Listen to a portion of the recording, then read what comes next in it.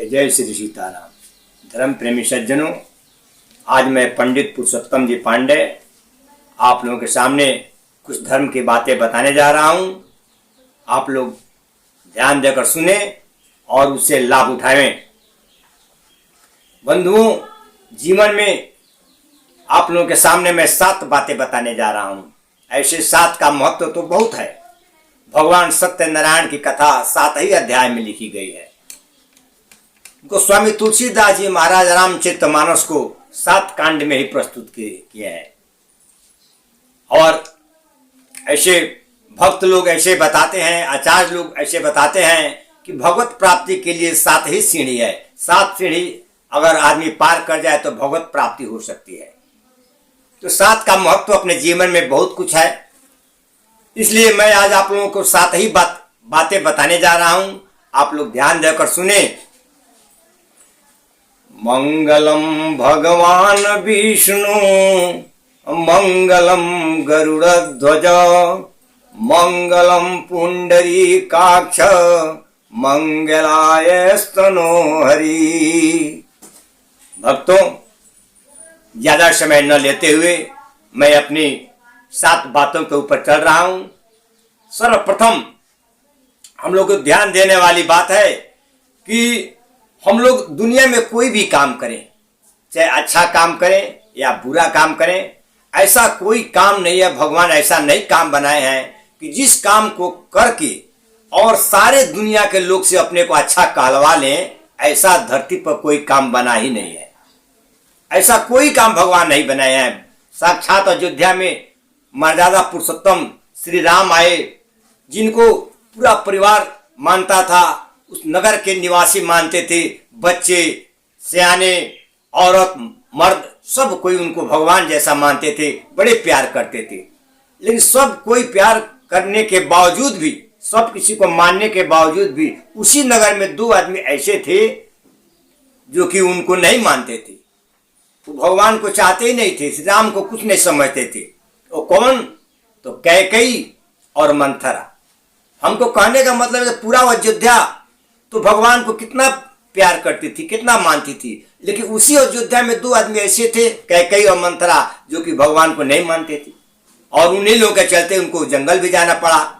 कौन कौन कष्ट हुआ ये सबको मालूम है। हमको कहने का मतलब ये है कि ऐसा कोई काम धरती पर नहीं बना है, भगवान वैसा कुछ नहीं बनाए हैं कि जिस काम को करके और सब कोई से अपने को अच्छा कहलवा लें। ऐसा काम कोई नहीं है। नंबर 2 पर हम लोग आए कि चाहे हम कोई भी काम करें, दुनिया में चोरी करें, बेईमानी करें, संत महात्मा का काम करें, दिन रात भगवान का भजन करें, घर से कहीं नहीं निकले सिर्फ भगवान का ही भजन करें, वैसा भी करने के बाद आप मृत्यु से नहीं बच सकते हैं। मृत्यु अटल सत्य है। ऐसा धरती पर कोई काम नहीं है कि वो ये काम कर लेंगे तो हमारी मृत्यु नहीं आएगी। मृत्यु तो आना ही है। चाहे आप भागवत पढ़ें, चाहे रामायण पढ़ें, चाहे गीता पढ़ें, चाहे भगवान के दिन रात भजन करें, और चाहे चोरी करें, चाहे गलत करें, कुछ भी करें, मृत्यु से आप बच नहीं सकते हैं।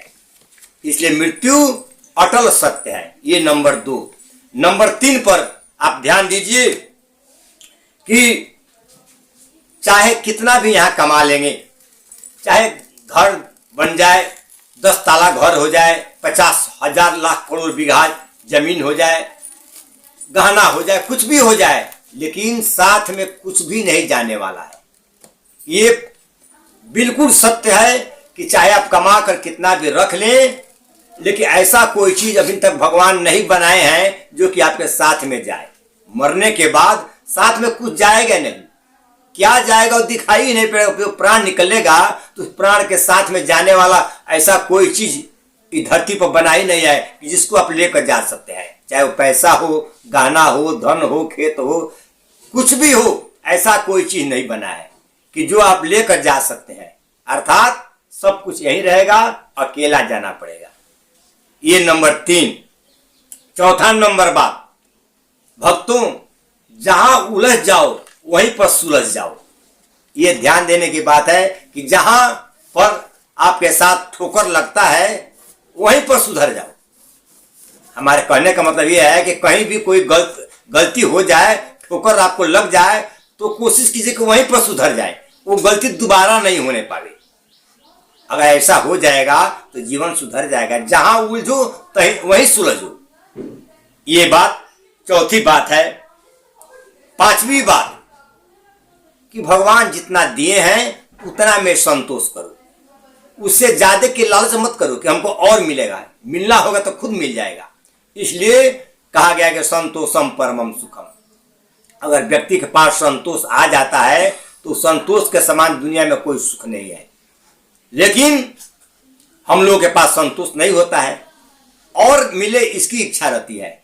लेकिन हमारा कहने का मतलब है कि संतोष बहुत बड़ा धन है। जितना मिला है उतना में संतोष करना चाहिए।